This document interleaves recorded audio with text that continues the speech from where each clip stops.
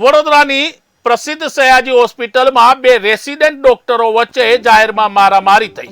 એક રેસિડેન્ટ ડોક્ટરે બીજા રેસિડેન્ટ ડોક્ટરને માર માર્યો હતો। આપને જણાવી દઈએ કે સર્જિકલ વોર્ડ ખાતે આ તકરાર એટલે કે મારામારીની ઘટના બની હતી। રાહુલ અલી સૈયદ નામના રેસિડેન્ટ તબીબને મરાયો માર, સાથે જ તબીબ દ્વારા માર માર્યો હોવાના આક્ષેપ પણ કરવામાં આવ્યા હતા। આપને જણાવી દે કે જે ડોક્ટરે માર માર્યો છે તેના સામે હવે પોલીસે કાયદેસરની કાર્યવાહી હાથ ધરી છે। આ આખી ઘટના વડોદરાની પ્રસિદ્ધ હોસ્પિટલમાં થઈ હતી। मेरा भतीजा है और एसएससी में R1 की पोजीशन पे है और 1 साल हो गया है।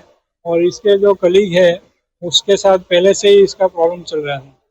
और ये लड़का ऐसा है नहीं, ये सीधा लड़का है, कभी किसी को बोलता है। और हम भी कैरियर कॉन्शियस लोग हैं, तो कैरियर के हिसाब से हम कुछ नहीं बोलते थे। लेकिन आज हद हो गई, हाइट हो गई, तो उसको धक्का मारा, असॉल्ट किया है और उसको पेन से वो करा है और हाथ में भी मारा है और कमर यहाँ भी है, रीढ़ पे भी लगा हुआ है।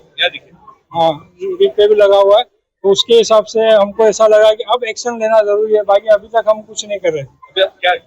हम चाहते हैं कि बस उसको इंसाफ मिले कि बच्चे को कुछ भी करके, यानी ऐसा हो कि यार अभी 3 साल है, और बच्चे के 3 साल है, वो ऐसे स्पॉइल ना हो जाए। ऐसे कोई असोल्ट करता रहेगा तो वो पढ़ाई छोड़ देगा अपनी, और कुछ नहीं। एसएसजी हॉस्पिटल में surgery resident, first year resident.